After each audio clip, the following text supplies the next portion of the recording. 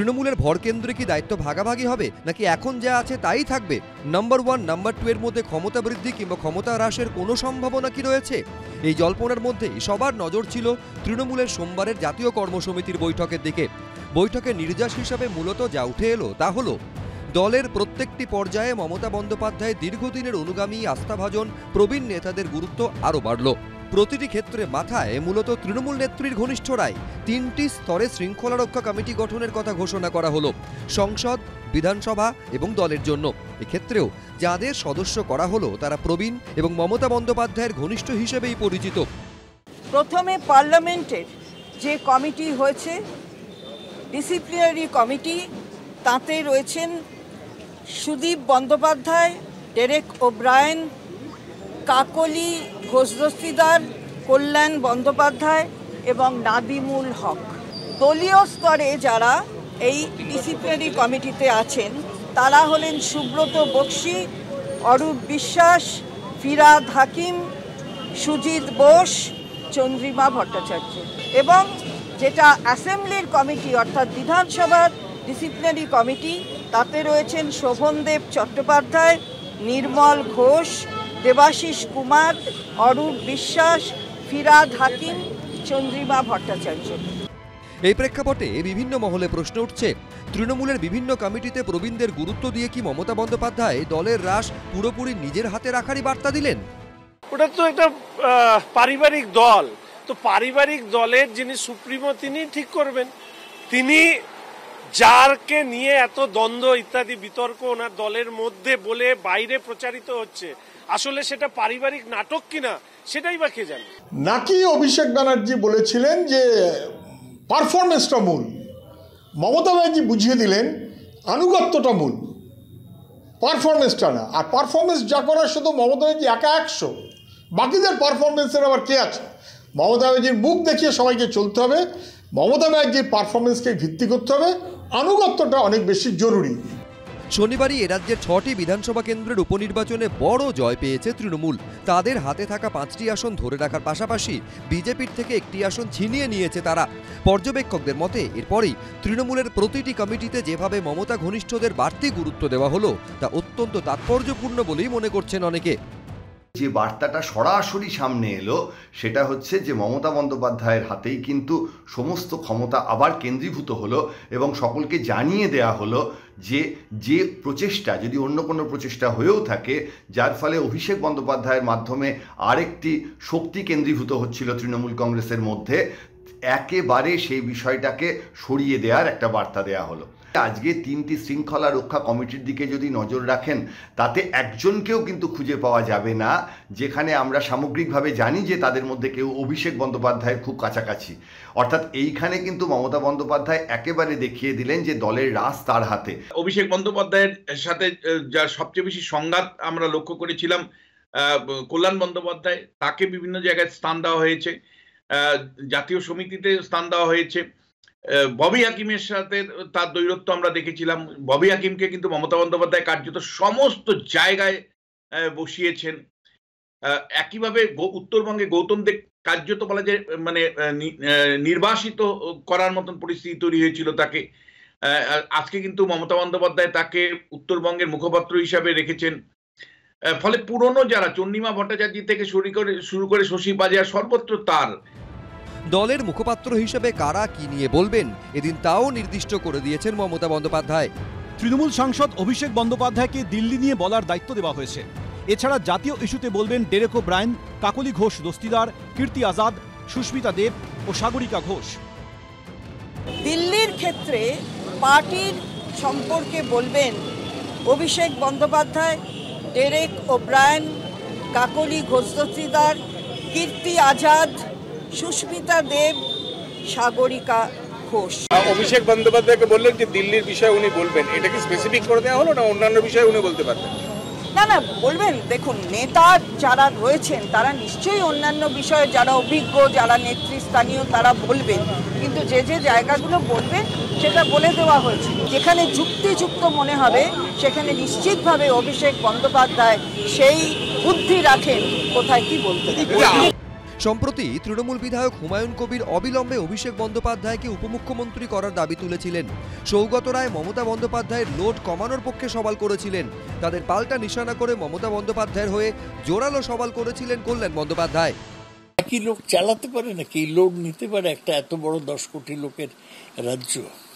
আর মমতা বন্দ্যোপাধ্যায় যতদিন বেঁচে আছে ততদিন মমতা বন্দ্যোপাধ্যায় মুখ্যমন্ত্রী থাকবে, যদি না মমতাদি নিজে অন্য কাউকে মুখ্যমন্ত্রী করে।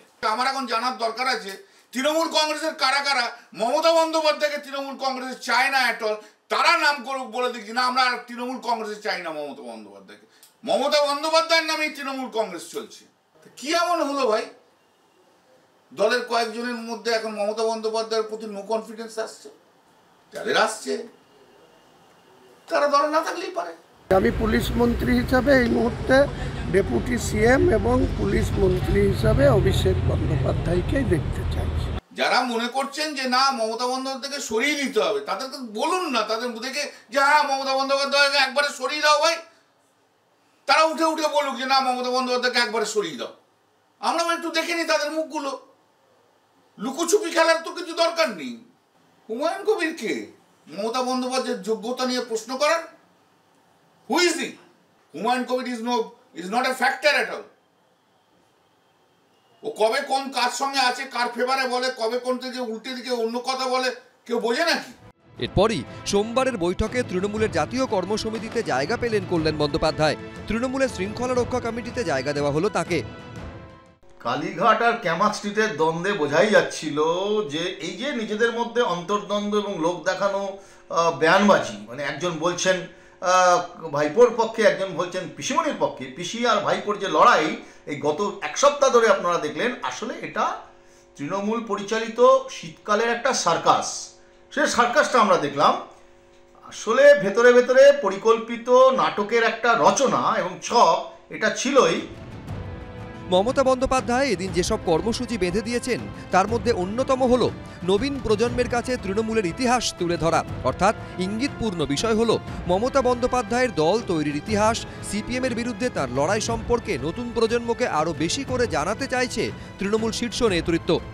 খুব গুরুত্বপূর্ণ কিছু কর্মসূচি আমাদের মাননীয় চেয়ারপারসন দিয়েছেন। এটা হচ্ছে জেলায় জেলায় জেলায় জেলায় তৃণমূল কংগ্রেসের ইতিহাস, সেই ইতিহাস নিয়ে কিন্তু আমাদের কর্মীদের আরও অবহিত করতে হবে। তারা সেই ইতিহাস জানবেন এবং মানুষের কাছে পৌঁছবেন। তৃণমূল কংগ্রেসের ইতিহাস এটা এমনি এমনি হঠাৎ 98 সালে তৈরি হয়েছে তা নয়। তৃণমূল কংগ্রেস নেত্রীর সারা জীবন দিয়ে তিনি যে ইতিহাসটা তৈরি করেছেন সেই ইতিহাসের প্রতিফলন হয়েছে 98 সালে নতুন একটা দল গঠন করে। এবং তারপর এই ইতিহাসটা জানতে হবে। অনেকে নবীন প্রজন্মের যারা রয়েছেন তারা হয়তো সেই ইতিহাসটা অনেক সময় তাদের গোচরে থাকে না, তো সেইগুলো যাতে আরও বেশি তাদের কাছে পৌঁছে দেওয়া যায়, তাদের মাধ্যমে এবং অন্যদের সকলের যারা অভিজ্ঞ তাদেরও মাধ্যমে মানুষের কাছে পৌঁছয়, সেদিকে জেলায় জেলায় নজর রাখতে বলা হয়েছে। তৃণমূলের এই কর্মসূচির নেপথ্যে কি বিশেষ কোনো রাজনৈতিক সমীকরণ রয়েছে? যদি এমন ঘটনা ঘটে থাকে যে আজকের নবীন প্রজন্ম তারা অভিষেক বন্দ্যোপাধ্যায়ের ছাতার তলায় যায় এবং মমতা বন্দ্যোপাধ্যায়ের ক্ষমতাকে চ্যালেঞ্জ করে, সেই বিষয়টি কিন্তু একেবারে আজকে সামনাসামনি বলে দেওয়া হলো যে সমস্ত ক্ষমতা কেন্দ্রীভূত থাকবে মমতা বন্দ্যোপাধ্যায়ের হাতেই। লক্ষ্য করলে দেখবেন যে গৌতম দেব উত্তরবঙ্গের, যিনি প্রায় হারিয়ে গেছিলেন, তাকেও আবার ফিরিয়ে আনা হলো। কোথায় রয়ে গেলেন অভিষেক বন্দ্যোপাধ্যায়? শুধুমাত্র কেন্দ্রীয় স্তরে দলীয় মুখপাত্র হিসেবে। আরজিকর কাণ্ডের জেরে উত্তাল হয়েছে বাংলার রাজনীতি। রাস্তা থেকে সোশ্যাল মিডিয়া, প্রতিবাদের ঝড় বয়ে গিয়েছে সর্বত্র। কিন্তু তারপরেও কোথাও শিকার হচ্ছে কিশোরী, তো কোথাও শিশু। ধর্ষণ, খুনের অভিযোগ থামছে না রাজ্যে। এই প্রেক্ষাপটে তৃণমূলের জাতীয় কর্মসমিতির বৈঠকেও উঠল নারী নিরাপত্তার প্রসঙ্গ। মহিলাদের প্রতি যে নির্যাতনের জন্য আপনারা জানেন যে বিধানসভায় অপরাজিতা বিল, সেই বিলটি পাশ হয়েছে, কিন্তু এখনো সেটা আইনের পূর্ণ আকার ধারণ করেনি। আমরা তীব্রভাবে চাইছি যে এই আইনটা তৈরি হয়ে আইনটা বলবৎ হোক, কারণ এটা হচ্ছে মহিলাদের সুরক্ষার জন্য এই আইনটা অত্যন্ত প্রয়োজন, যে কারণে বাংলার বিধানসভা থেকে এটা পাস হয়েছিল। আরজিকর মেডিকেলে তরুণী চিকিৎসককে খুন ধর্ষণের ঘটনার পর প্রবল চাপের মুখে ৩রা সেপ্টেম্বর বিধানসভায় ধর্ষণ বিরোধী অপরাজিতা উইমেন অ্যান্ড চাইল্ড বিল ২০২৪ পেশ করে রাজ্য সরকার। সেই বিল আইনে পরিণত করার দাবিতে এবার পথে নামতে চলেছে তৃণমূল। ৩০শে নভেম্বর ব্লকে ব্লকে মিছিল ও পরের দিন ১লা ডিসেম্বর ব্লকে ব্লকে ধর্না ও মিটিং করবেন দলীয় নেতাকর্মীরা। তাৎপর্যপূর্ণ বিষয় হলো এই ৩০শে নভেম্বরই অভিষেক বন্দ্যোপাধ্যায়ের কেন্দ্র আমতলার সমন্বয় প্রেক্ষাগৃহে অনুষ্ঠিত হবে ডক্টরস সামিট ২০২৪। এই কর্মসূচিকে আরজিকর পরবর্তী অধ্যায়ে ডাক্তারদের সঙ্গে সেতুবন্ধন বলেই ব্যাখ্যা করা হচ্ছে। অভিষেক বন্দ্যোপাধ্যায় অপরাজিতা বিল নিয়ে তিনি এই প্রসঙ্গ খুব দৃঢ়তার সাথে উঠিয়েছেন। তৃণমূল মহিলা কংগ্রেসের কর্মসূচি থেকে শুরু করে এই যে যাবে সেটা তিনিও প্রপোজাল দিয়েছেন, সবাই সম্মত। পাশাপাশি রাষ্ট্রপতি ও রাজ্যপালের সঙ্গেও দেখা করতে যাবে তৃণমূলের মহিলা প্রতিনিধি দল। কলকাতায় তৃণমূলের জাতীয় কর্মসমিতির মেগা বৈঠকের দিনই শুরু হয়েছে সংসদের শীতকালীন অধিবেশন। আর অধিবেশনের শুরুতেই জাতীয় রাজনীতিতে ইঙ্গিতপূর্ণ ছবি ধরা পড়ল। প্রশ্ন উঠে গেল, ফের একবার কি কংগ্রেসের থেকে দূরত্ব তৈরি করতে শুরু করলো তৃণমূল? নেপথ্যে কি বিশেষ রাজনৈতিক সমীকরণ? মহারাষ্ট্রে বিপর্যয়ের পর কি কংগ্রেসের ওপর চাপ তৈরির কৌশল নিলেন মমতা বন্দ্যোপাধ্যায়? ইন্ডিয়া জোটে কি ফাটল তৈরি হচ্ছে? সোমবার সংসদে অধিবেশন শুরুর আগে বাসভবনে বিরোধী দলগুলির বৈঠক ডাকেন কংগ্রেস সভাপতি মল্লিকার্জুন খার্গে। আদানি ঘুষকাণ্ড সহ বিভিন্ন ইস্যুতে কিভাবে সংসদের অন্দরে নরেন্দ্র মোদী সরকারকে চেপে ধরা হবে তা নিয়ে কৌশল স্থির করার জন্যই এই বৈঠক ডাকা হয়। বৈঠকে কংগ্রেস ছাড়াও অরবিন্দ কেজরিওয়ালের দল আম আদমি পার্টি, সদ্য মহারাষ্ট্রে পরাজিত দুই জোটসঙ্গী শরদ পাওয়ারের দল ও উদ্ধব ঠাকরের দল, সিপিএম, সিপিআই, ডিএমকে সহ ১৩টি বিরোধী দলের প্রতিনিধিরা উপস্থিত ছিলেন। কিন্তু তৃণমূলের একাধিক সাংসদ দিল্লিতে থাকা সত্ত্বেও কংগ্রেসের ডাকে মোদী বিরোধী রণকৌশল স্থির করতে বিরোধীদের এই বৈঠকে গড় হাজির ছিল। দুটো হাত আর কি মানুষের হয়, একটা ডান হাত একটা বাঁ হাত, আর তৃণমূলের তৃতীয় হাত আছে, একটা হচ্ছে অজুহাত। বিজেপির বিরুদ্ধে, আদানির বিরুদ্ধে, সমগ্র বিজেপির বিরুদ্ধে ওরা এই যে বিরোধীদের মধ্যে যে বিরোধী ঐক্য আছে সারা ভারতবর্ষে, বিজেপির বিরুদ্ধে ইন্ডিয়া জোটের ঐক্য, সেই ঐক্যের বিরোধিতা করতে হবে। এই ঐক্যের বিরোধিতার যে দাদন, সেই দাদনটা তৃণমূল কংগ্রেস নিয়েছে। তাই জন্যই এই বিরোধীদের বিভাজন করতে চাইছে, বিরোধী ভাগ করে দাও, তাহলে একটু নরেন্দ্র মোদী এবং তার দল বিজেপি, প্রধানমন্ত্রী এবং তার দল অমিত শাহ একটু খুশি টুশি হবেন। রিটার্ন গিফট হিসেবে বিজেপি এই রাজ্যে যত তদন্ত, দুর্নীতি, চুরি, লুটপাট, তাতে একটু ঢিলে দেবে, শীত ঘুমে চলে যাবে সিবিআইডি। No one has said that we are not participating. We are there. The all-party meeting TMC did not attend today. That the parliamentary committee has the entire power to decide where they will attend, where they will not. এরই মধ্যে India জোটের নেতৃত্ব নিয়ে রবিবারই ইঙ্গিতপূর্ণ মন্তব্য করেন তৃণমূল সাংসদ কল্যাণ বন্দ্যোপাধ্যায়। তখন সারা ভারতবর্ষব্যাপী কংগ্রেস যখন পিছিয়ে পড়ছে, যারা অন্যান্য রাজনৈতিক দল, বিরোধী দল যখন পিছিয়ে পড়ছে, তখন তাদের ইগো ছেড়ে দিয়ে, তাদের সমস্ত কিছু ছেড়ে দিয়ে, তাদের দলের অস্তিত্ব রেখে ইন্ডিয়া জোট হিসেবে, সমস্ত বিরোধী দলের জোট হিসেবে, জোটের নেত্রী হিসেবে মমতা বন্দ্যোপাধ্যায়কে সামনে নিয়ে আসা উচিত এবং সামনে নিয়ে এসে ভারতবর্ষের বুকে সেই লড়াইটা লড়া উচিত। এটাতে কোনো ইগোর ফ্যাক্টর নয়। যারা ব্যর্থ হচ্ছেন তাদের তো স্বীকার করতে হবে তারা ব্যর্থ হচ্ছেন। আসলে তৃণমূল চায় না দেশের বিজেপির বিরোধিতা করতে, তাই আক্রমণ করো কংগ্রেসকে, কংগ্রেস বিরোধী দল আক্রমণ করো। সারা ভারতবর্ষে বিজেপির বিরুদ্ধে লড়াইয়ে কংগ্রেস এক সমগ্র শক্তি নিয়ে ইন্ডিয়া জোট লড়াই করছে, সেই জোটকে যাতে ফাটল ধরাতে হয় সে চেষ্টা প্রথম দিন থেকে তৃণমূল করবে। আরএসএস এর সরাসরি প্রত্যক্ষ বিজেপি, তার নেতা প্রধানমন্ত্রী। আরএসএস এর অসরাসরি পরোক্ষ তৃণমূল, তার নেতা মমতা ব্যানার্জি। এখন নরেন্দ্র মোদীর বিপক্ষে মুখ যদি মমতা ব্যানার্জি হতো, দুটোই আরএসএস এর কন্ট্রোলে থাকলো। একই বাড়ি, আলাদা ঘর, একই উঠোন, দুটো আলাদা বন্দোবস্ত, একই গোডাউন, মাল দুটো আলাদা। আদানির ঘুষকাণ্ডের অভিযোগে যখন সংসদে নরেন্দ্র মোদীকে চেপে ধরতে তোড়জোড় শুরু করে দিয়েছে কংগ্রেস সহ বিরোধীরা, তখন তৃণমূল স্পষ্ট করে দিয়েছে এই ইস্যু গুরুত্বপূর্ণ হলেও আদানি ইস্যুতে সংসদ তোলপাড় করে অন্যান্য বিষয়ে আলোচনায় বাধা সৃষ্টির তারা বিরোধী। যা নিয়ে ফের একবার নরেন্দ্র মোদীর সঙ্গে তৃণমূলের গোপন আঁতাতের অভিযোগে সরব হয়েছে কংগ্রেস। আদানি নিশ্চয়ই গুরুত্বপূর্ণ ইস্যু, কিন্তু আদানি করে যদি গোটা সেশনটাকে বন্ধ করে দেওয়া হয় তাতে তো বিজেপির উদ্দেশ্য চরিতার্থ হবে, যে হাউসটা বন্ধ রইলো, কোনো উত্তর দিতে হচ্ছে না, কেবল মুলতুবি বিক্ষোভ, মুলতুবি বিক্ষোভ, মুলতুবি। তাহলে রাজ্যগুলো ইনক্লুডিং বেঙ্গল, আমাদের ইস্যুগুলো যে দিল্লিতে সংসদে তোলা হবে, শুধু আদানি আদানি করে সেটাকে বন্ধ করে কি লাভ আছে? আমরা জানতাম তৃণমূল জাতীয় কর্মসমিতি বা যাই হোক কর্মসমিতির বৈঠকে আদানির বিরুদ্ধে বলবে না, তার কারণ দিল্লির মসনদে বসে থাকা দাদা রাগ করবে, নরেন্দ্র মোদী এবং অমিত শাহরা রেগে গেলে আবার অসুবিধে আছে, এখানে আবার ওই দুর্নীতি তদন্ত আবার টাইট দেওয়া শুরু করে যাবে। তাই বিগত দিনের মতোই পার্লামেন্টে ফ্লোর কোঅর্ডিনেশনে থাকবে না, বিজেপির বিরুদ্ধে আদানির বিরুদ্ধে বলতে হবে, তাই আদানির বিরুদ্ধে একটা কথাও বলবে না, চুপ। ইন্ডিয়া জোটের নেতৃত্ব নিয়ে তৃণমূল সাংসদের মন্তব্য, জোটে ফাটলের সম্ভাবনা, এইসব তাড়িয়ে উপভোগ করছে বিজেপি। তৃণমূল কংগ্রেস তো কোনো সর্বভারতীয় দলই নয়, আর মমতা বন্দ্যোপাধ্যায়কে কংগ্রেস মেনে নেবে, ভারতবর্ষের অন্যান্য রাজনৈতিক দল মেনে নেবে যারা বিজেপি বিরোধী আছেন। তবে এরই মধ্যে বৃহস্পতিবার ঝাড়খণ্ডে হেমন্ত সোরেনের সরকারের শপথ গ্রহণ অনুষ্ঠান। মমতা বন্দ্যোপাধ্যায়কে অনুষ্ঠানে যোগ দিতে আমন্ত্রণ জানিয়েছেন হেমন্ত সোরেন। সূত্রের খবর, সেই অনুষ্ঠানে যোগ দেবেন মুখ্যমন্ত্রী। ঝাড়খণ্ড বিধানসভা নির্বাচনে বিজেপিকে হারিয়ে বিপুল ভোটে জয়ী হয়েছে জেএমএম ও কংগ্রেসের জোট। 81টি আসনের মধ্যে বিরোধী জোট পেয়েছে 56টি আসন। কোথাও কংগ্রেসের নেতৃত্ব বা রাহুল গান্ধীর নেতৃত্ব মানতে চাইছে না তৃণমূল? প্রশ্ন তা না, ওই যে রবীন্দ্রনাথের আমার প্রশ্নটা তাই না, তাই বলছি আমার প্রশ্নটা শুনুন। চাই স্বাধীনতা, চাই পক্ষের বিস্তার, পক্ষে ফিরে পেতে চাই সত্য আপনার পক্ষে। আমি যে পক্ষে স্বাধীনতাটা ফিরে পেতে চাই, কারণ আজকে প্রত্যেকটা জিনিস মানে বড় যিনি আছেন তার মাতব্বরি মানব সেটা নয়।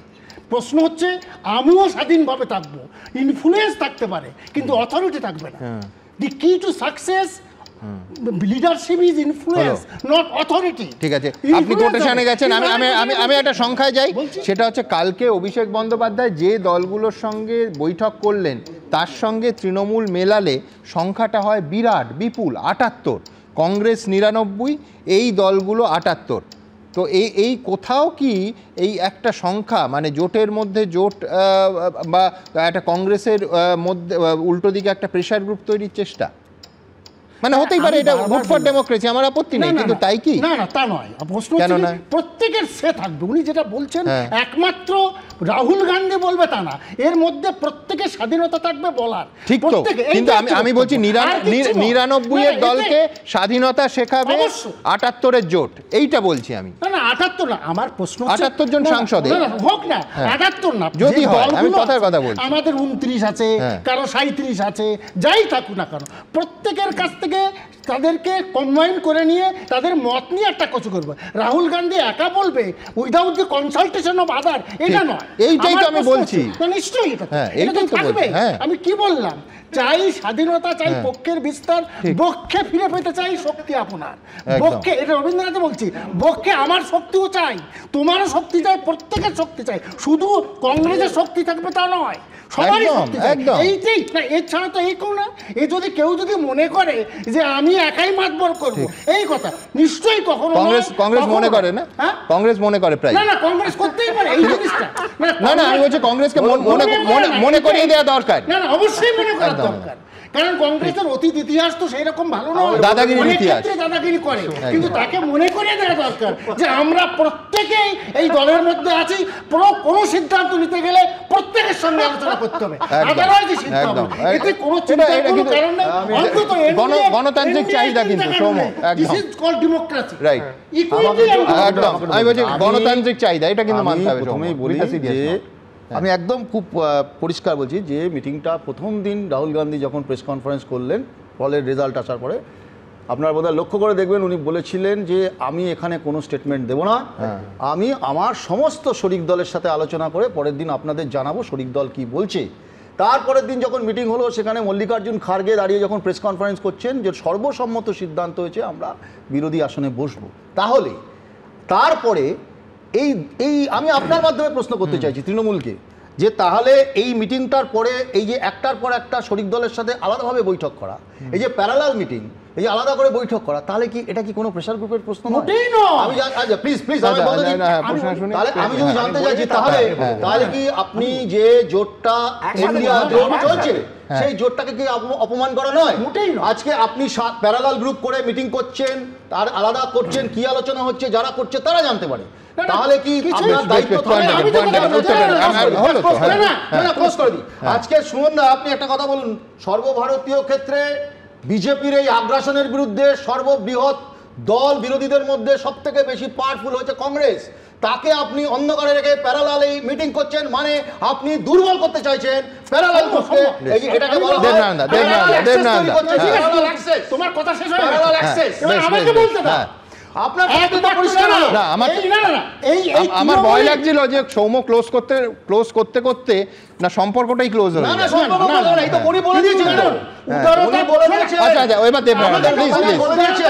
তৃণমূল দেখিয়েছে খাগড়েকে প্রধানমন্ত্রী করার প্রস্তাবটা মমতা বন্দ্যোপাধ্যায় দিয়েছে।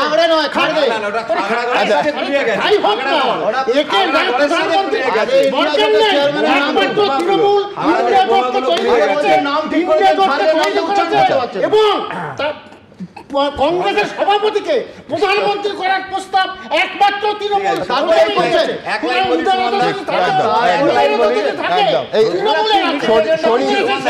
অশান্তির মধ্যে একবার এনডিএর কাছে যাই, বিজেপির কাছে না, এনডিএর কাছে যেতে।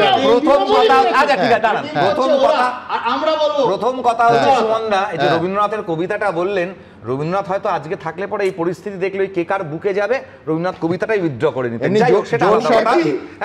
জোট সরকারের বাজার শরিকদের মধ্যে শান্তি বজায় রাখবে। এবার বলছি, এই যে মমতা বন্দ্যোপাধ্যায় অভিষেক বন্দ্যোপাধ্যায় দুয়ারে দুয়ারে ঘুরছেন কেন? লোকের বাড়ি মিষ্টি খাওয়ানোর মতন, পাত্রী দেখার মতন? কারণ আজকে টেনশনে মমতা ব্যানার্জি আছেন। প্রথম কাছে মমতা ব্যানার্জির টেনশন ছিল, এই সরকারটা ওরা ইউপিএ তৈরি করতে পারবে না, তাহলে আমার কেসগুলোর কি হবে? আমার কেসগুলো উইথড্র হবে না। এবার মামলা চলে গেছে, এবার মমতা চলে যাবে, এবার হাওয়াই চটি চলে যাবে। এক হচ্ছে তাই, নালে এরকম ঘুরে ঘুরে যেত না, কারণ মমতা ব্যানার্জি এদিকটা থামালাম। বেশ, আমার বেশ বেশ বেশ আচ্ছা লোকের বাড়ি থেকে বেশ দেখাবো, কিন্তু আমি বলছি জোট সরকারের বাজার দয়া করে শান্তি বজায় রাখুন। শান্তি হলো। আচ্ছা কি করলে আপনারা একটু বিরত হবেন? বেশ, সমীর চট্টোপাধ্যায় না, আজকে প্রধানমন্ত্রী কিন্তু এই যে ঝগড়াটা হচ্ছে এটাকেও কিন্তু বক্তৃতায় কটাক্ষ করেছেন। কেন? বলছেন যে ইন্ডিয়া জোটের শরিকরা পরস্পরের বিরুদ্ধে ছুরি শানিয়েছে বহু রাজ্যে, তারা আবার এখন শুরু হয়ে গেছে। স্টুডিওর কথা নয়, এমনি বলেছেন আর কি। তো আমি বলছি এটা কোথাও কি তৃণমূল বাম কংগ্রেসের মধ্যে সম্পর্ক নিয়ে কটাক্ষ মনে হচ্ছে? না, উনি তো ভয় পেয়েছেন স্বাভাবিকভাবে। মোদী সরকার যেহেতু হলো না, এটা এনডিএ সরকার, উনি যে এন ফ্যাক্টর কাজ করছে, সেই এন কারা? তার মধ্যে নীতিশ কুমার, তিনি বলছেন নিউক্লিয়ার না হলেই হলো। না, এটাই আমার ভয় যে 30শে জানুয়ারি 2023-এ বলছে যে মৃত্যুবরণ করতে রাজি, আবার বিজেপির সঙ্গে যাব না। ঠিক তখন অমিত শাহ বলছে ঠিক পরের মাসে 25শে ফেব্রুয়ারি 2023 তিনি বলছেন আয়ারাম গয়ারাম অনেক হয়েছে, নীতিশ কুমারের জন্য বিজেপির দরজা বন্ধ। অর্থাৎ আজকে যখন সেই কণ্টক তার গলায় পরিহিত হচ্ছে, এদের আয়ু যে খুবই কম এটা পরিষ্কার। এই যে লোকসভা, বিধানসভা, পুরসভা, পঞ্চায়েত, উপনির্বাচন, বাংলায় বিজেপির হারের শেষ নেই। সম্প্রতি উপনির্বাচনে নিজেদের শক্ত গড় মাদারিহাটও তৃণমূলের কাছে খুইয়েছে তারা। এই পরিস্থিতিতে বঙ্গ বিজেপির অন্দরে ক্ষোভ, অসন্তোষ, আত্মসমালোচনা, দায় ঠেলাঠেলি চরমে উঠেছে। জেতার কোনো চান্স আমি তো কমপক্ষে জানতাম, বাকিরা কে বলে, আমি তো প্রচার করেছি, গেছি, পরিস্থিতি দেখেছি। হ্যাঁ, কম বেশি হতে পারে ভোট ইত্যাদি, সেটা হয়েছে। কোথাও বেশি ভোটের ডিফারেন্স, বিশেষ করে ভাড়ুয়া আর সিতাই, সেখানে তো ভোট ওরা করাবে, ওরা যত ইচ্ছা জিতবে, যত ইচ্ছা করবে, কত পার্সেন্ট হবে তারা ঠিক করবে। তালডাংরা মনে হয়েছিল আমার একটু ভালো হবে, আর যেটা জিতেছিলাম আমরা মাদারিহাট, সেটাতেও লড়াই হবে আমি ভেবেছিলাম। পশ্চিমবঙ্গের মতন এরকম কঠিন রাজ্যে একটা পূর্ণ সময়ের সভাপতি নেই, এইটা আমি কিছুতেই হজম করতে পারছি না। কিছু লোকের কাজ নেই, তারা চেঁচায়, কিছু লোকের কাজ আছে ওরকম সাউন্ড বক্স বাজানো। ফের বর্তমানের সঙ্গে প্রাক্তনের লড়াই। আগেই সুকান্ত মজুমদারের জায়গায় শুভেন্দু অধিকারীকে রাজ্য সভাপতি করার পক্ষে জোরালো সওয়াল করেছেন বিজেপির প্রাক্তন রাজ্য সভাপতি তথাগত রায়। এবার তাকে পাল্টা নিশানা করলেন সুকান্ত। সদ্য 6টি বিধানসভার উপনির্বাচনে তৃণমূলের বিপুল জয় আর বিজেপির ভরাডুবির পর বাংলায় বিজেপির পূর্ণ সময়ে রাজ্য সভাপতি না থাকার কথা বলে উষ্মা প্রকাশ করেছিলেন তথাগত রায়। একটা পূর্ণ সময় সভাপতি নেই, অমুকের জন্য অমুকটার জন্য অপেক্ষা করছি, তমুকটার জন্য অপেক্ষা করছি, এগুলো কোনোটাই আমার কাছে গ্রহণযোগ্য না। এই অবস্থায় দলের কি করে একটা কোনো দিশা থাকতে পারে? সুকান্ত মজুমদার একদিকে যেমন রাজ্য সভাপতি, অন্যদিকে কেন্দ্রীয় প্রতিমন্ত্রীও। এই দুটো দায়িত্ব সামলানোর ফলে তিনি রাজ্য বিজেপির দিকে পুরোপুরি নজর দিতে পারছেন না, এটাই স্পষ্ট ইঙ্গিত করেছিলেন তথাগত রায়। সোমবার তারই জবাব দিলেন সুকান্ত মজুমদার। রাজ্য সভাপতি করা আমার কাজ না, পার্টি আমাকে যে দায়িত্ব দিয়েছে আমি সেই কাজ করছি। রাজ্য সভাপতির একটা পদ্ধতি আছে নির্বাচনের, সেই পদ্ধতি অনুসারে ভারতীয় জনতা পার্টি রাজ্য সভাপতি হয়। কিছু লোকের কাজ নেই, তারা চেঁচায়। পাড়ায় যখন শনি পুজো হয় দেখেছেন তো, সাউন্ড বক্স বাজে, লোকে জানে গান হচ্ছে, কি গান হচ্ছে শোনে না। কিছু লোকের কাজ আছে ওরকম সাউন্ড বক্স বাজানো। এর আগে 2021-এর বিধানসভা নির্বাচনে বিজেপির আশানুরূপ ফল না হওয়ার পর এক্সপোস্টে দিলীপ ঘোষকে নিশানা করতেন তথাগত রায়, যার জবাবও দিতেন দিলীপ ঘোষ। যার মনে হচ্ছে তিনি তো থাকতে পারেন, আমি তো কর্মীদের সামনেই আছি, বাস্তবটা কি? এই প্রেক্ষাপটে এবার প্রাক্তনীকে সমালোচনায় বিদ্ধ করলেন সুকান্ত মজুমদারও। আর এদিনই অগ্নিমিত্রা পাল থেকে অর্জুন সিং এর গলায় শোনা গেল ইঙ্গিতপূর্ণ বক্তব্য।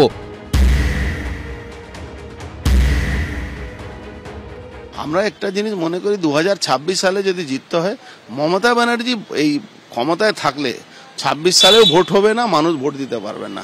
বিজেপি বলছে 26-এ পাওয়ারে আসবে, কিভাবে পাওয়ারে আসবে? আমি তো মনে করছি না, যতক্ষণ এক সঠিক নেতৃত্ব বুথওয়ারি কাজ না হবে, আমার মনে হচ্ছে এটা সম্ভব না। কি রাজ্য নেতৃত্ব বদলের কথা বলবেন কেন্দ্রীয় নেতৃত্বের কাছে? আমাদের জিজ্ঞেস করলে তখন বলবো। আমাদের কাছে যেই প্রেসিডেন্ট হোক, নন কম্প্রোমাইজিং ভাবে এই সরকারের সাথে চোখে চোখ রেখে লড়াই করবে, আমরা শুধু সেটা চাই। এবার শীর্ষ নেতৃত্ব সেটা ডিসাইড করবেন। আমরা অত্যন্ত সামান্য কার্যকর্তা এই বিষয়ে কোনো কমেন্ট করার। আর এখানেই রাজনৈতিক মহলে প্রশ্ন উঠছে, নন কম্প্রোমাইজিং রাজ্য সভাপতি চাই বলে কি বলতে চাইলেন অগ্নিমিত্রা পাল? অগ্নিমিত্রা কি এটা বোঝাতে চাইলেন যে রাজ্য বিজেপির অন্দরের কেউ সমঝোতা করে চললে সেটা কে? শীতকাল আসে, শীতকালে সার্কাস আসে, শীতকাল এসে গেছে, শীতকালের বাংলার সার্কাস একটা বড় আকর্ষণ, মজা, বিনোদন, সার্কাস, জোকার। আর এখন তো সার্কাসে বাঘসিংহ দেখানো যায় না বন্যপ্রাণ নতুন আইন অনুযায়ী, ফলে এখন ওই টিয়া পাখি, কাকাতুয়া, জোকার এই দিয়ে হয়, ফলে বিজেপির তারাই সব আছে, সার্কাস টার্কাস দেখাচ্ছে। একটা সময়ে বঙ্গ বিজেপির অন্যতম মুখ ছিলেন যারা, তাদের অনেকেই এখন কোণঠাসা হয়ে ঘরবন্দি। আন্দোলন কর্মসূচিতে দেখা যায় না। ফের একবার বিজেপির লজ্জাজনক হারের পর এই প্রসঙ্গই তুলেছেন বঙ্গ বিজেপির প্রাক্তন সাধারণ সম্পাদক অসীম সরকার। অর্জুন সিং ভুলক্রমে এরকম কথা বলে ফেলেন, কারণ অর্জুন সিং এর কথাকে আমি গুরুত্ব দিচ্ছি না। তিনি এক দল থেকে এসছেন, আবার অন্য দলেই যাবেন, আবার হয়তো আরেক দলে আসবেন, তার কথাকে আমি গুরুত্ব দিচ্ছি। কিন্তু তিনি একটা ভুল করে সঠিক কথা বলেছেন, বুথে বসার লোক নেই। It's a fact. এবং আমার পার্টি একসময় আমরা বলতাম সংগঠন ভিত্তিক পার্টি, আজকে সংগঠনবিহীন পার্টি হয়ে গেছে। আজকে আমাদের কিছু নেতা অতি উৎসাহিত হয়ে তারা এমন একটা দেখাচ্ছিল যেন ইডি আর সিবিআই তাদের কথায় কাজ করে। এবার যখন হাইকোর্টের নির্দেশে বা সুপ্রিম কোর্টের নির্দেশে ইডি সিবিআই কাজ করছে, তারা যখন ফল দিতে পারছে না, কারণ একটা কিছু করতে গেলে, কোনো করতে গেলে টাইম লাগে, সেই ফলটা যখন দিতে পারছে না, তখন জনগণ হয়তো ভাবছে যে এটা বোধহয় বিজেপির সেটিং। এই যে বিজেপির সেটিং, বিজেপি তৃণমূলের সেটিং, এইতে আমাদের কিন্তু ভোট কমে যাচ্ছে। যারা দিল্লি থেকে আসে তারা কিন্তু বাংলার কোনো পালস বোঝে না।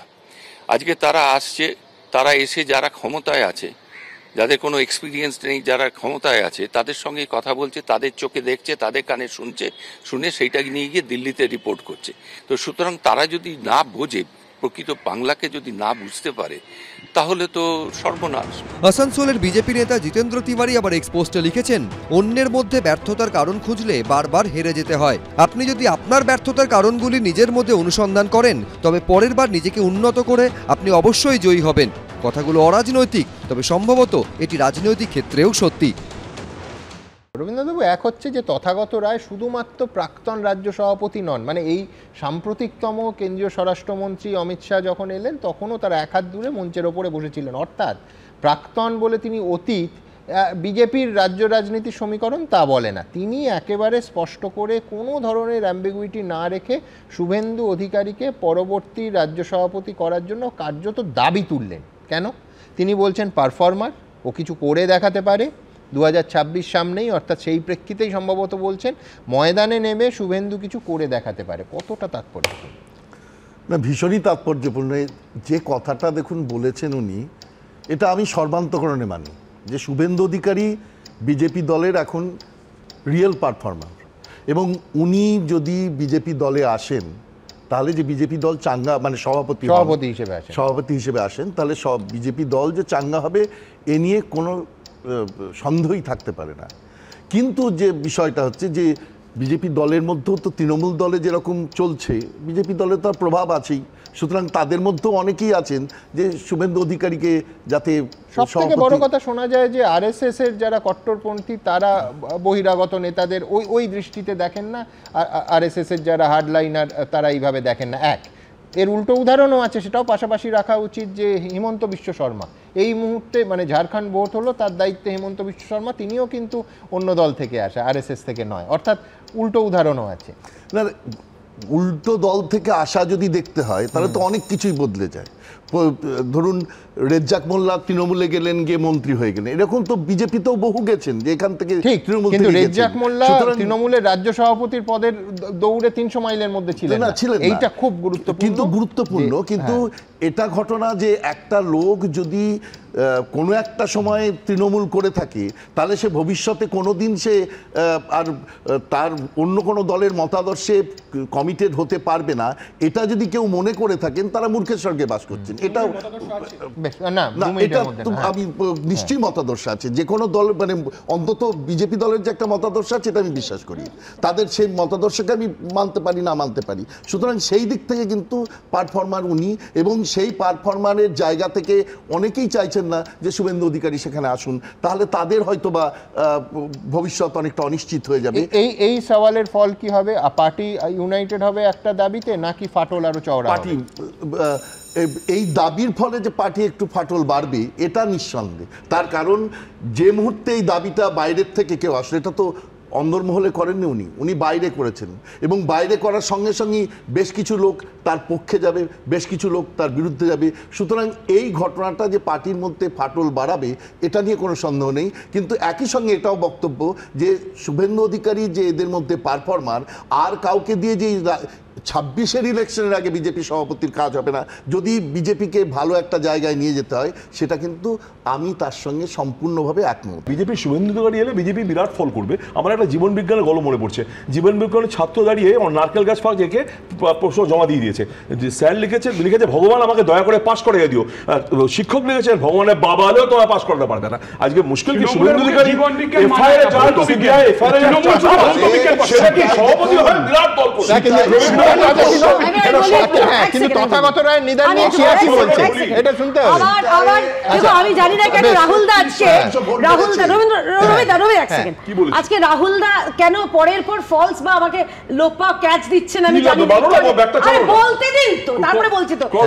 একটু আগে ক্যান্ডিডেট দিয়ে বললেন কি সুন্দর লোপা ক্যাচটা আমাকে দিলেন। আচ্ছা, উনি আমাকে বললেন যে শুভেন্দু অধিকারীর যার নামে নাকি এফআইআর আছে, অভিষেক বন্দ্যোপাধ্যায়ের নামেও তো অনেকগুলো দুর্নীতির মামলা রয়েছে, অভিযোগ রয়েছে।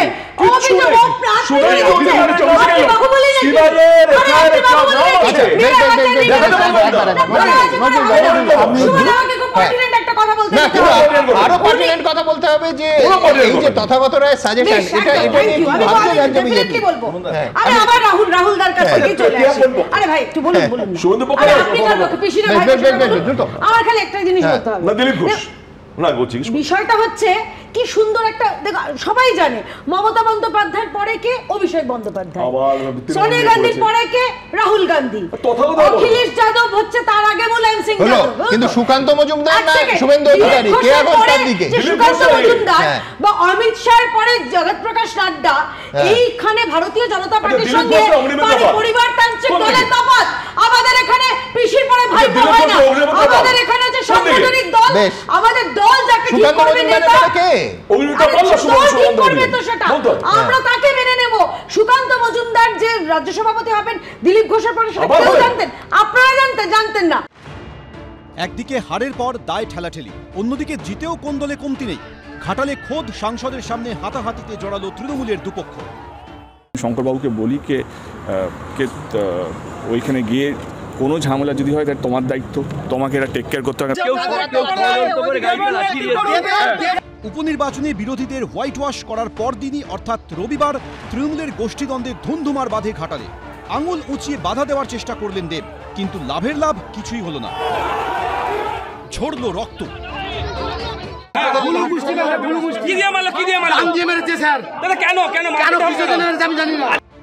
16 থেকে 25 জানুয়ারি ঘাটালে শিশুমেলার আয়োজন নিয়ে রবিবার ফের একবার সামনে চলে আসে ঘাটালের তৃণমূল সাংসদ দেব ও ঘাটালের প্রাক্তন তৃণমূল বিধায়ক শঙ্কর দলুইয়ের গোষ্ঠীদ্বন্দ্ব। ঘটনাচক্রে যখন আমরা জানতে পারলাম বা আসবেন সবাইকে নিয়ে উনি মেলা করবেন, সমস্ত নেতৃত্বদেরকে নিয়ে ডাক দিয়েছেন। আমরা খবর পেয়েছিলাম, আমরা আইবিকেও জানিয়েছিলাম যে উনি ওই মাঠের মধ্যেই যেখানে সাংসদ দেব মেলার মিটিং করবেন সেখানে 1,500 থেকে 2,000 লোকের প্রাক্তন বিধায়ক শঙ্কর দলের তত্ত্বাবধানে, এবং আমরা সেটা পরের দিন সকালে চাক্ষুষ দেখলাম যে বেশ কিছু জন ওখানে রান্না বান্না করছেন। শঙ্করবাবু একদম কৌশল করে যে রুমে মিটিং করা হবে সেই স্টেডিয়াম কমপ্লেক্সকে তালা দিয়ে দিলেন। আমাদের সাংসদ ফোর্স নিয়েই ঢুকেছিলেন, মানে তেনার যে সিকিউরিটি, ঢোকার পরেই পূর্ব পরিকল্পিতভাবে ভেতরে প্রায় 50 থেকে 100 জন ছেলে, আগে থেকেই শঙ্করবাবুর গোষ্ঠীর ছেলে, লাঠি ডাং সোডা নিয়ে একদম দেব দাঁড়াতেই কোনো কথা না বলে একদম ক্যাওয়াস সৃষ্টি করলো, এবং দাদার এক সিকিউরিটি কলকাতা পুলিশের ছিলেন, ওনার ঘাড়ে ডাং দিয়ে আঘাত করলো, নইলে ওই আঘাতটাই আমাদের সাংসদ দেবের মাথার মধ্যে লাগতেন। নিজেদের থেকে কিছু একটা ভুল বুঝাবুঝি হয়েছে, সেই ভুল বুঝাবুঝি থেকে এই ধরনের সমস্যা তৈরি হয়ে গেছে আর কি। এত লাঠি, দু ধরনের লাঠি দেখছি, একটা কাঁচা লাঠি, একটা শুকনো লাঠি, দুটো লাঠি আমরা দেখতে পাচ্ছি। তো এটা পুলিশও তদন্ত করছে কোথা থেকে কাদের লাঠি এসে দেখে এলো। ঝামেলার সূত্রপাত ঘাটালের শিশু মেলার আয়োজনকে ঘিরে। সূত্রের দাবি এবার 28 নভেম্বর মেলা নিয়ে বৈঠক ডেকেছিলেন দেব, কিন্তু অভিযোগ তার আগে 21 তারিখেই বৈঠক করে নেন শঙ্কর। মিটিংয়ে যখন ডাক পড়েছিল আমাকে ডাকা হয়নি বা আমাকে জানানো হয়নি। আমি শঙ্করদাকে যেদিন হওয়ার কথা ছিল তার এক রাত আগে ফোন করি, আমি বলি কে সবাইকে নিয়ে মিটিংটা করো, কিন্তু সকালবেলা ওঠার পর থেকে দেখলাম যে এক কমিটির মধ্যে একই তরফা মিলিয়ে হয়ে গেছে, সেখান থেকে পুরো দ্বন্দ্বটা শুরু হয়। এই প্রেক্ষাপটে দলের শীর্ষ নেতৃত্বের নির্দেশে কোলাঘাটে বৈঠকে বসে সব পক্ষ। তারপর ঘাটালের অরবিন্দ স্টেডিয়ামে আসেন দেব ও শঙ্কর দলুই। সকালে একসঙ্গে দুজনকে হাসি মুখে স্টেডিয়ামে ঢুকতে দেখা যায়, হাতও মেলান, কিন্তু ভিতরে ঢুকতেই বদলে যায় ছবিটা। আজকে যদি 5,000 লোক জমায়েত সকাল থেকে যদি ছিল তো প্রশাসন সেটা টেক কেয়ার করতে পারতো। প্রশাসনকে আমরা এখানে আসার পর জানতে পারলাম কি এইটা সকাল থেকে চলছে, ভিতরে লাঠি রাখার ছিল, তো প্রশাসন সেটা কেন টেক কেয়ার করেনি। এই ঘটনায় কড়া পদক্ষেপ করেছে তৃণমূলের শীর্ষ নেতৃত্ব। আমরা দলীয় স্তরে সব খোঁজ খবর নিচ্ছি। আশিস বাবুকে বলা হয়েছে আপনি দলের সভাপতি, আপনি বিস্তারিত খোঁজ খবর নিয়ে একটি রিপোর্ট তৈরি করুন, শীর্ষ স্তরে জানাতে হবে, আমাদেরকেও জানান। প্রশাসনকে বলা হয়েছে, পুলিশ প্রশাসনকে বলা হয়েছে শান্তি বজায় রাখতে। মেলাটা এখন যেহেতু ডাকের মাধ্যমে হয়, টেন্ডারের মাধ্যমে মেলাটা হয়, সেই মেলাটা আজকে 1.5 কোটি মেলাতে পরিণত হয়েছে। টাকার অঙ্কটা যখন সামনে এসছে তখন প্রত্যেকেই যারা মেলা কমিটির যারা মেম্বার তারা আস্তে আস্তে গৌণ হয়ে গেছে, তারা আস্তে আস্তে সরে গেছে এবং পার্টির রাজনৈতিক মেলা হিসাবে এখানে প্রাধান্য পেয়েছে, এবং রাজনৈতিক নেতারা তাদের নিজস্ব দলাদলিতে তারা লিপ্ত হয়ে গেছে। তৃণমূল ইতিমধ্যেই এটা প্রমাণ করেছে রাজনীতি মানে ব্যবসা, আর ব্যবসা মানেই স্বাভাবিকভাবে সেখান থেকে অর্থ উপার্জন করে সংসার চালানোর ব্যাপার থাকে। ফলে সংসার চালানোর ক্ষেত্রে কোথাও টানাটানি হলে এ পক্ষের মধ্যে লড়াই হওয়াটা খুব স্বাভাবিক। ফলে দেব এবং শঙ্কর দলুই তাদের দুই পক্ষের লড়াইটার মধ্যে আমি তো অন্তত কোনো অসাধারণ কিছু দেখছি না। শুধু যেটা আমি বলি, এর আগেও আমি বলেছি, দেবের মুখ আর মুখোশ এটাকে আলাদা করা প্রয়োজন, না হলে ঘাটালের সমূহ বিপদ। এই লড়াইটা কিসের? ক্ষমতার দাপটের। ক্ষমতার দাপটের সঙ্গে যুক্ত হয়ে রয়েছে মেলাতে কে স্থান পাবে আর কে স্থান পাবে না, কোন স্টলটা হবে আর কোন স্টলটা হবে না। তাহলে কোন স্টলের থেকে টাকাটা কে নেবে আর কে নেবে না, টাকার খেলা। ক্ষমতা তৃণমূলের নেতাদের কাছে জরুরি এবং তার লড়াইটা জরুরি, কারণ ক্ষমতার সঙ্গে টাকা যুক্ত হয়ে গেছে, লুট যুক্ত হয়ে গেছে, অপরাধীর দল। সূত্রের খবর, রিপোর্ট খতিয়ে দেখার পর দোষীদের বিরুদ্ধে কড়া ব্যবস্থা নেওয়া হবে। ঘাটালে দলের গোষ্ঠী সংঘর্ষে যখন বেজায় অস্বস্তিতে তৃণমূল, তখন শাসক দলের ওপর চাপ বাড়াতে নতুন কৌশল নিল বিজেপি। ছাপা মারা এমএলএদের শপথ বিজেপির এমএলএরা থাকবে। সদ্য শেষ হওয়া রাজ্যের 6টি বিধানসভা কেন্দ্রের উপনির্বাচনে সবকটিতে হেরে 6-0 পেয়েছে বিজেপি। এমনকি হাতছাড়া হয়েছে বিজেপির দুর্ভেদ্য দুর্গ বলে পরিচিত আলিপুরদুয়ারের মাদারিহাট আসনও। তবে এই প্রেক্ষাপটেই 6 জন জয়ী তৃণমূল প্রার্থীর শপথ গ্রহণ অনুষ্ঠান বয়কটের সিদ্ধান্ত নিল বিজেপি। বিধানসভায় পরিষদীয় দলের বৈঠকের পর এই কথা জানালেন বিরোধী দলনেতা। পুলিশ দিয়ে জেতানো এমএলএদের শপথে বিজেপি থাকে না। মমতা ব্যানার্জি নিজে জানেন না 54,000 ভোটে উপনির্বাচনে জিতেছিলেন 21-এ, ওর কেন্দ্রে 7,000 ভোটের মাত্র গ্যাপ আছে। বড় বড় কথা। উপনির্বাচন কি হয় পশ্চিমবঙ্গের মানুষ জানে। 2021-এর বিধানসভা নির্বাচনে 200 পারের টার্গেট ফেল করলেও 77টি আসন জিতেছিল বিজেপি, কিন্তু দলত্যাগ ও উপনির্বাচনে হারের ফলে সেই সংখ্যা কমে দাঁড়িয়েছে 66তে। এই প্রেক্ষাপটে শেষ উপনির্বাচনে বিজেপির হাতছাড়া হয়েছে মাদারিহাটও। 21-এর বিধানসভা ভোটে সেখানে বিজেপি প্রার্থী মনোজ টিগ্গার জয়ের ব্যবধান ছিল 29,685। গত লোকসভা ভোটে সেই মনোজ টিগ্গাকেই প্রার্থী করে বিজেপি। লোকসভা ভোটের বিধানসভা ভিত্তিক ফল অনুযায়ী মাদারিহাটে বিজেপির লিড ছিল 11,063 ভোট, কিন্তু এবার উপনির্বাচনে বিজেপি প্রার্থী রাহুল লোহারকে পেছনে ফেলে 28,168 ভোটে জয়ী হয়েছেন তৃণমূলের জয়প্রকাশ টপ্প। তৃণমূল প্রার্থী পেয়েছেন 79,186টি ভোট, যা শতাংশের হিসেবে 54.05। দ্বিতীয় স্থানে থাকা বিজেপি প্রার্থী 51,018টি ভোট পেয়েছেন, তিনি পেয়েছেন 34.83% ভোট। শোচনীয় এই ফলের জন্য দুদিন আগেই কার্যত সাংগঠনিক দুর্বলতার দিকে আঙুল তুলেছিলেন শুভেন্দু অধিকারী। আবার এদিন উপনির্বাচনকে সেভাবে গুরুত্ব না দিয়ে 2026 নিয়ে আত্মবিশ্বাসের সুর শোনা গেল তার গলায়। ভারতীয় জনতা পার্টি মানুষের মধ্যে আছে। আমি আবারও বলি, নৈহাটি, দালডাংরা, মেদিনীপুর এবং মাদারিহাট সাধারণ নির্বাচনে বিজেপি জিতবে। আর সিতাই আর হাড়োয়া আমরা কখনো জিতব না। সিতাইতে 40% মুসলিম ভোট একসঙ্গে ভোট দেয় মুসলিম লীগকে, মুসলিম লীগ 2 মমতা ব্যানার্জিকে, আর হাড়োয়াতে 80% মুসলমান, তারা মমতাকেই ভোট দেয়। শুভেন্দুর মাথা খারাপ হয়ে গেছে, কারণ এই 6-6 তৃণমূল কংগ্রেস জেতার পর ও এখন চারিদিকে সর্ষে ফুল দেখছে, তাই এই ধরনের কথা বলছে। বাংলার মানুষ মমতা ব্যানার্জির সঙ্গে আছে। শুভেন্দু যতই চিৎকার চেঁচামেচি করুক, বিজেপির সঙ্গে বাংলার মানুষ কখনোই সাথ দেয়নি, ভবিষ্যতেও দেবে না। আর 2026-এ বিজেপি বাংলা থেকে একটা ধুয়ে মুছে ছাপ হয়ে যাবে। একদিকে 6টি বিধানসভা উপনির্বাচনে পরাজয়, দীর্ঘদিনের জেতা মাদারিহাটও এবার তৃণমূলের কাছে হাতছাড়া।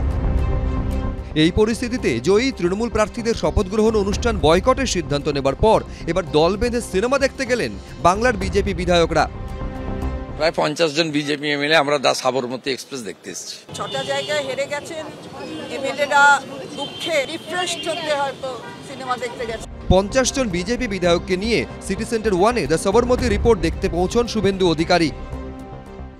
দ্য সাবরমতী এক্সপ্রেস যে মিথ্যা প্রচার রাষ্ট্রবাদী হিন্দুত্ববাদীদের বিরুদ্ধে কয়েক দশক ধরে করা হয়েছে, আমাদের প্রধানমন্ত্রী নরেন্দ্র মোদীজির সম্পর্কে করা হয়েছে, তার সত্য উদ্ঘাটিত হয়েছে এই সিনেমার মধ্য দিয়ে। পশ্চিমবঙ্গে যেহেতু শপিং মলের যেগুলো আছে সেখানেই দেখার সুযোগ আছে, ওটা ভারতবর্ষে চলছে।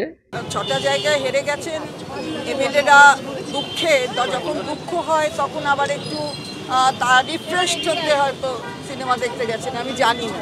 সিনেমা দেখতেই পারেন, সেটা এমএলএরা দেখতে চেয়েছেন, দেখতেই পারেন, আমি জানি না কোন কারণে গেছেন, কিন্তু ঘটনা হলো 6-0 হয়েছে। 2002 সালে 27শে ফেব্রুয়ারি সবরমতী এক্সপ্রেসে চড়ে অযোধ্যা থেকে ফিরছিলেন কর সেবকরা। গুজরাতের গোধরায় ট্রেনের একটি কামরায় পেট্রোল ঢেলে আগুন জ্বালিয়ে দেওয়া হয়। আগুনে দগ্ধ হয়ে মৃত্যু হয় 59 জন কর সেবকের। সেই সময় গুজরাতের মুখ্যমন্ত্রী ছিলেন নরেন্দ্র মোদী। সেই ট্রেন অগ্নিকাণ্ডের ঘটনা অবলম্বনে তৈরি হয়েছে সদ্য মুক্তিপ্রাপ্ত দ্য সাবরমতী রিপোর্ট। উপনির্বাচনে ভরাডুবির পর বিজেপি নেতাদের দল বেঁধে সিনেমা দেখতে যাওয়া নিয়ে যেমন চর্চা চলছে, তেমনই আলোচনা চলছে কয়লাকাণ্ডে ধৃত বিকাশ মিশ্রর পক্সো মামলায় গ্রেফতারি এবং তার জেরে কয়লা পাচারকাণ্ডে সিবিআই এর মামলায় চার্জ গঠন আটকে যাওয়া নিয়ে।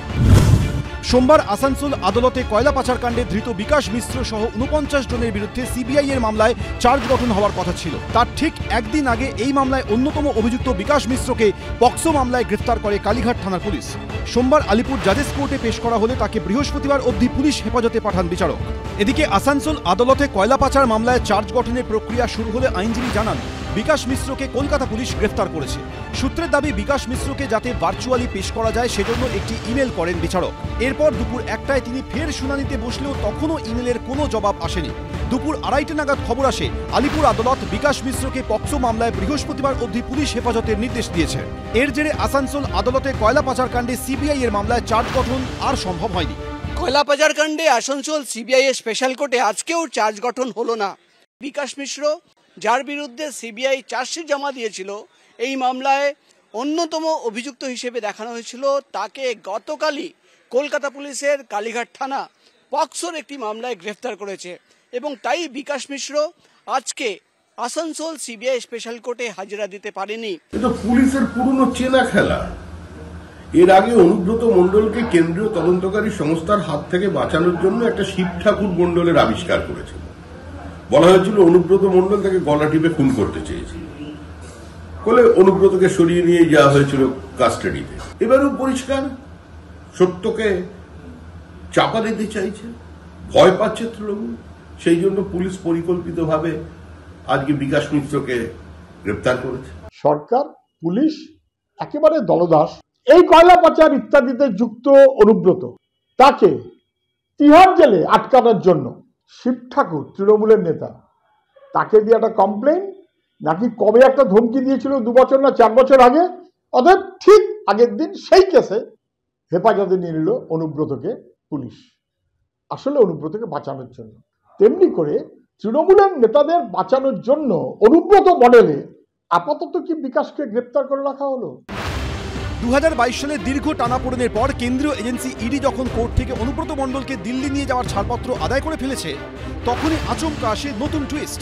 শিব ঠাকুর মণ্ডল নামে এক তৃণমূল কর্মী ঠিক সেই সময় অভিযোগ দায়ের করেন যে 1 বছর আগে তাকে খুনের চেষ্টা করেছিলেন অনুব্রত মণ্ডল। সেই মামলায় অনুব্রত মণ্ডলকে 7 দিনের পুলিশ হেফাজতে পাঠানোর নির্দেশ দেয় দুবরাজপুর আদালত, যার জেরে ইডি কিছুদিন অনুব্রত মণ্ডলকে দিল্লি নিয়ে যেতে পারেনি। এবার কয়লা পাচার কাণ্ডে সিবিআই এর মামলায় বিকাশ মিশ্রর বিরুদ্ধে চার্জ গঠনের ঠিক আগে পক্সো মামলায় তাকে গ্রেফতার করল কালীঘাট থানার পুলিশ। আদালত এই মামলায় পুলিশ হেফাজতের নির্দেশ দেওয়ায় আপাতত আটকে গেল চার্জ গঠন। যদি কোনো কোর্টে কোনো চার্জ গঠন বা এগুলো একদম রেডি থাকে, ওটা অন্য মামলার কারণে 2-1 দিন বিলম্বিত হতে পারে, 2-1টা তারিখ ওদিক ওদিক হতে পারে, কিন্তু যে প্রসিডিওরটা চলে চার্জ ফ্রেম এবং তার পরবর্তী, সেটা ওই একটা মামলার কারণে কয়েকদিন আটকে যেতে পারে বা একটু বিলম্বিত পারে। এগুলো হামেশাই এদিক ওদিক হয়ে থাকে। যাদের নামে একাধিক মামলা থাকে তাদের ক্ষেত্রে এই ধরনের একটা ঘটনা ঘটে থাকে। এটা কেউ ঠেকাতেও যায় না, ঠেকাতে গিয়েও কোনো লাভ নেই, কারণ কাল না হলে পরশু এটা করতেই হবে। ফলে এই নিয়ে কোনো অহেতুক জল্পনা অর্থহীন। রবিবারই আদালত থেকে বেরোনোর সময় চাঞ্চল্যকর দাবি করেন বিকাশ মিশ্র। আমাকে মারার চক্রান্ত চলছে, আমি মুখ খুললে সরকার পড়ে যাবে, সেই জন্যই সব করা যাচ্ছে। এ নিয়েও রাজনৈতিক মহলে শোরগোল পড়ে গেছে। সরকারটা তো ব্যানার্জি পরিবার বা মমতা ব্যানার্জি স্বাভাবিকভাবে ওই পরিবার সম্পর্কে এবং মমতা ব্যানার্জি মুখ্যমন্ত্রী বা তার ভাইপোর সম্পর্কে এমন কিছু তথ্য বিকাশ মিশ্রর কাছে আছে, তাই তিনি বলছেন। সরকারের প্রাণভোমরা হচ্ছে পাচারকারীরা। সরকার টিকে আছে পাচারকারী, অপরাধী, দুষ্কৃতী তাদের ওপর। তা যদি না হয়, একজন আসামি, পাচারকারী, অপরাধী চার্জ গঠন হওয়ার কথা, সে এইরকম কথা বলার সাহস পায়? কে কি বললো এসব নিয়ে কোনো, প্রথমত কে তাকেই চিনি না, কে কি বললো এসব নিয়ে কোনো আগ্রহ নেই, কেউ ওনাকে মুখ খুলতে বারণও করেনি। ওনার যা যা জানাবার আছে আদালতে আইনজীবী দিয়ে নিজে বলবেন। এরই মধ্যে নিয়োগ দুর্নীতি মামলায় বড় সড় মোড়। প্যারোলের মধ্যেই জামিন। নিয়োগ দুর্নীতি মামলায় জামিন পেলেন পার্থ চট্টোপাধ্যায় ঘনিষ্ঠ অর্পিতা মুখোপাধ্যায়। গ্রেফতারির 857 দিন পর তাকে জামিন দিল ইডির বিশেষ আদালত। অর্থাৎ অপার জেলের বাইরে বেরোচ্ছেন, পা অর্থাৎ পার্থ এখনও জেলবন্দি। 2022 সালের 23শে জুলাই অর্পিতা মুখোপাধ্যায়কে গ্রেফতার করে ইডি। তার বেলঘরিয়া এবং টালিগঞ্জের ফ্ল্যাট থেকে প্রায় 50 কোটি টাকা নগদ, প্রায় 2 কোটি টাকার সোনার গয়না এবং স্কুলে নিয়োগ দুর্নীতি সংক্রান্ত নথি উদ্ধার হয়। এরপরই নিয়োগ দুর্নীতি মামলায় চক্রান্তের অংশ হিসেবে দেখিয়ে তাকে গ্রেফতার করে ইডি। তারপর থেকেই কখনো ইডির হেফাজতে, কখনো জেল হেফাজতে ছিলেন অর্পিতা। এই অবস্থায় মায়ের মৃত্যুর পর গত শুক্রবার তার প্যারোলের আবেদন মঞ্জুর করে আদালত। প্যারোলে মুক্তি পেয়ে বাড়ি ফিরেছিলেন পার্থ চট্টোপাধ্যায়ের বান্ধবী।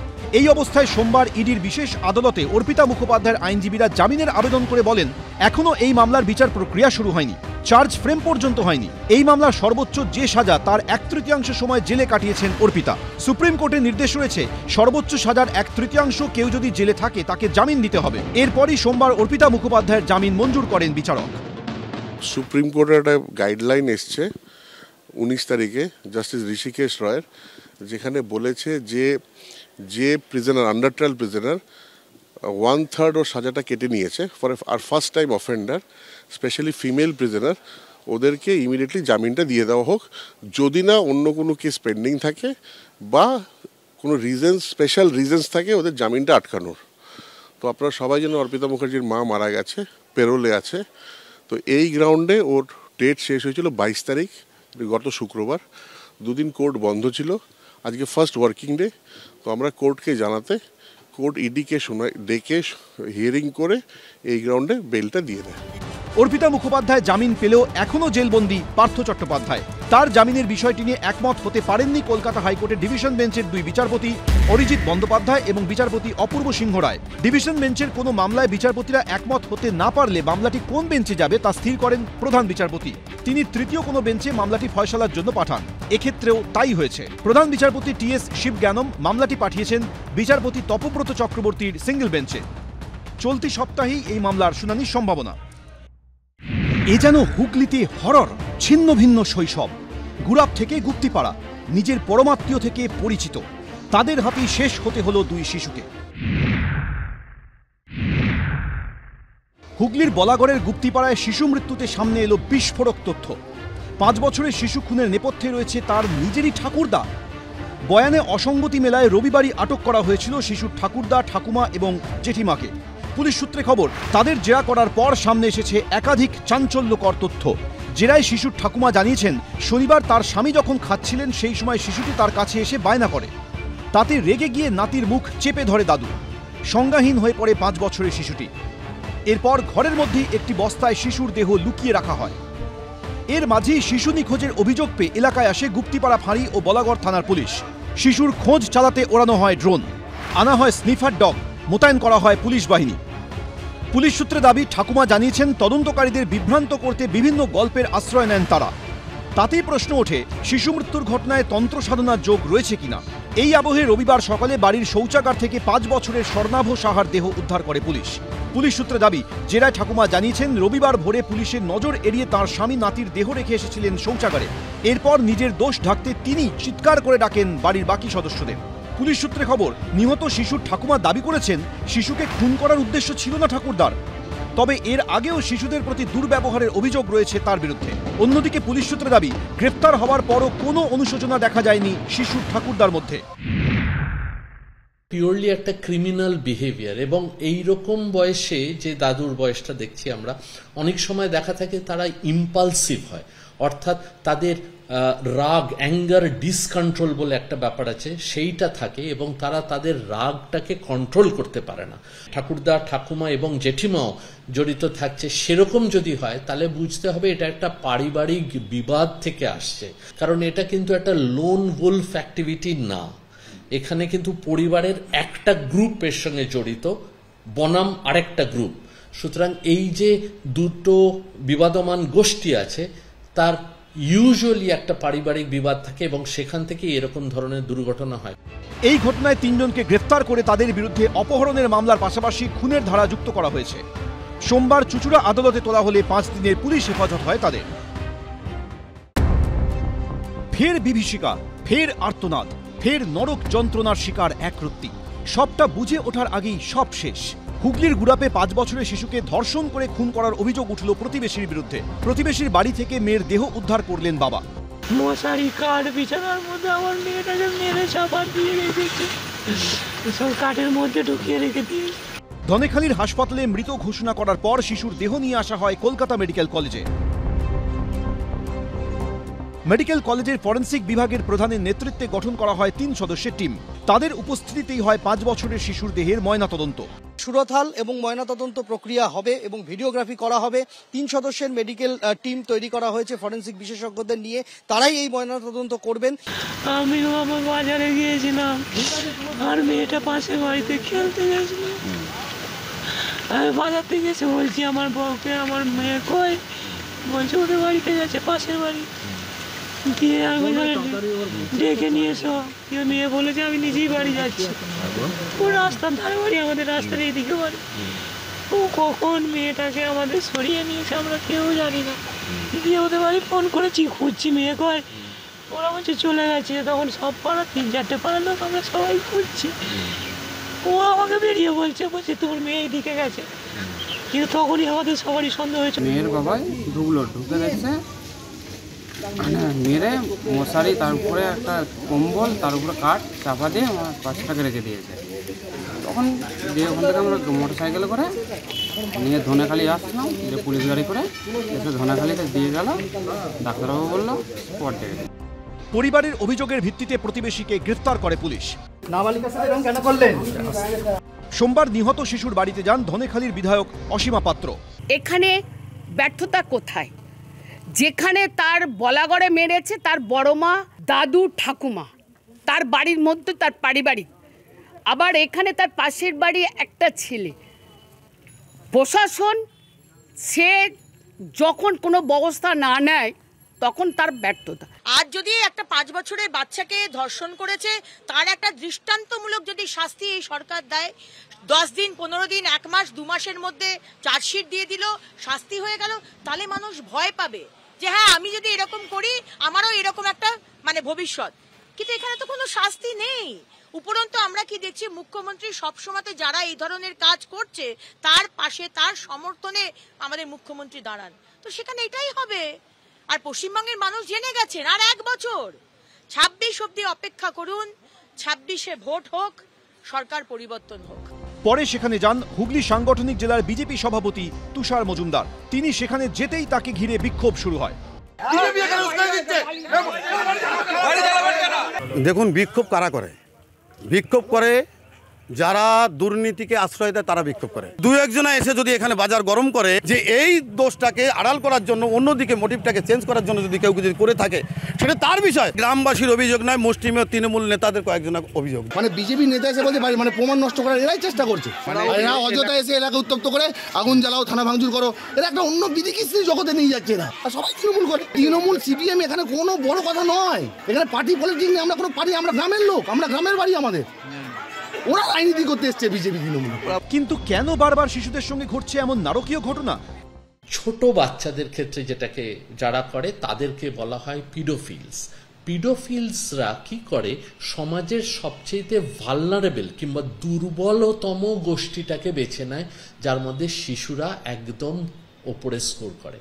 সুতরাং তাদের যেটা থাকে যে তাদের মানসিকভাবে তারা ক্রিমিনাল হয়, তারা এইরকম ক্রাইম বারংবার করে। এরা প্রিডেটর যেরকম হয়, বাচ্চাগুলোকে গ্রুম করে, এবং তার থেকেও ছোট বাচ্চা হলে তারা এত ভালনারেবল থাকে যে তারা বুঝতেও পারে না তাদের সঙ্গে কি ক্রাইম হতে চলেছে। যে শিশুটি মারা গেছে তার এই যে ইনসিডেন্টটা আছে তার উপর স্পেসিফিক সেকশনে পক্সোকে একটা কেস হয়েছে, পক্সো অ্যান্ড মার্ডার, এই সেকশনে কেস হয়েছে।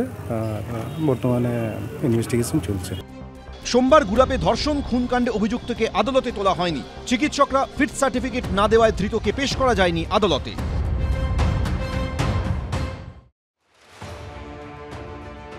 জোড়া ঘটনায় যখন কেঁপে উঠল হুগলি, তখন রাজভবনে রাজ্যপালের মূর্তি বিতর্ক এবার নতুন মাত্রা নিল। শনিবার রাজভবনে উন্মোচন হয় রাজ্যপাল সিভি আনন্দ বোসের এই মূর্তি। মূর্তির পাশে দাঁড়িয়েছিলেন খোদ রাজ্যপালই। নানা মহলে প্রশ্ন ওঠে, রাজ্যপাল নিজেই নিজের মূর্তি উন্মোচন করছেন, এ আবার কি করে সম্ভব? বিতর্ক শুরু হতে রবিবার প্রথমে রাজভবনের তরফে দাবি করা হয় মূর্তিটি উপহার পেয়েছেন রাজ্যপাল, আর সোমবার মূর্তিই সরিয়ে ফেলা হলো। বিকেলে আবার নিজেরই মূর্তি বিভ্রাটে তদন্ত কমিটি গঠন করলেন রাজ্যপাল সিভি আনন্দ বোস।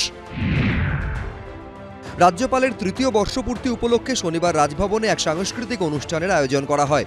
সেখানে এই মূর্তি উন্মোচন করেন রাজ্যপাল। এই ছবি প্রকাশ্যে আসতেই এক্স স্যান্ডেলে শিক্ষামন্ত্রী লেখেন, এ তো পুরো জটায়ু। রাজভবনে ম্যাকমোহন। নিচে ব্রাত্য বসু আরও লেখেন, নিজেই নিজের মূর্তি উন্মোচন করলেন রাজ্যপাল। এরপর থেকেই চলছে বিতর্ক। এই প্রেক্ষাপটে রবিবার রাজভবন মিডিয়া সেলের তরফে এক্স হ্যান্ডেলে লেখা হয়, অনেক শিল্পী তাদের শিল্পকর্ম মাননীয় রাজ্যপালকে উপহার দেন। অনেক চিত্রশিল্পী মাননীয় রাজ্যপালের প্রতিকৃতি এঁকে তাকে উপহার দিয়েছেন।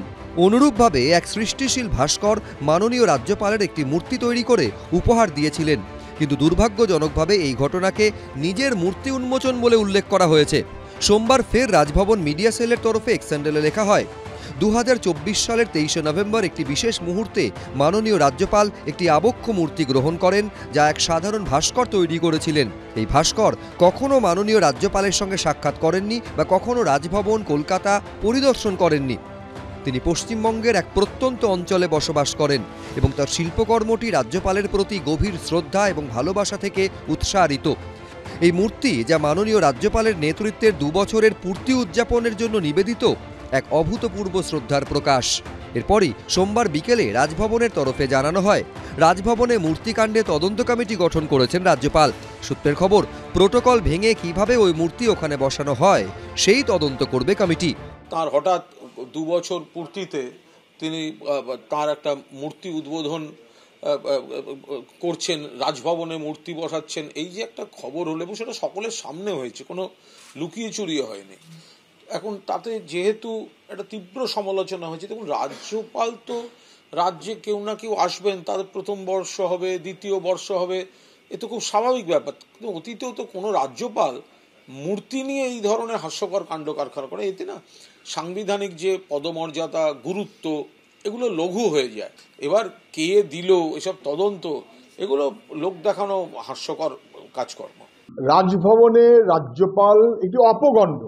মোদিজি দেখেছি তার জীবদ্দশায় আহমেদাবাদে স্টেডিয়ামের নাম করেছেন নিজের নামে, মোদির স্টেডিয়াম। রাজভবনে কেন উনি নিজের মূর্তি বসিয়েছেন? এবার বলছেন কে যে বসালো, কি হলো, আমাকে যে উদ্বোধন করিয়ে দিল বলে তার তদন্ত। মাথা খারাপের লোক নাকি এরা? পশ্চিমবাংলাটাকে এভাবে কলুষিত করা, একে মোদি মমতা, তার উপরে আবার রাজ্যপাল, মেগালোম্যানিয়াক, মাথা খারাপ। সব মিলিয়ে রাজ্যপালের মূর্তি বিতর্ক নিয়ে তুঙ্গে রাজনৈতিক চাপানুতোর। এবিপি আনন্দ।